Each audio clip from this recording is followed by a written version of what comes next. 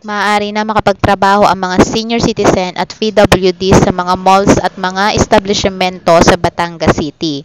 Matapos aprobahan ng Sangguniang Lungsod ang resolusyon kaugnay sa pagtanggap ng mga kwalipikadong mga seniors at PWD na nais pasukan na trabaho.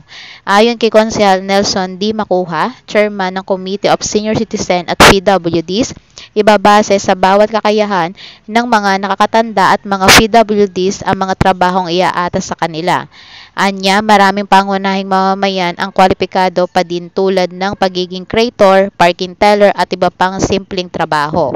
Ang edad at kakayahan ng isang tao ay hindi umanhod lang sa pagiging reproductive member ng isang komunidad.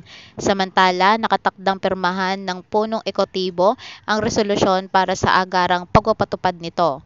Inaasahan sa susunod na araw ay masisilayan na ang ilan sa mga senior at mga PWDs na may kani-kanilang trabaho sa mall man o sa mga establishmento sa naturang lungsod.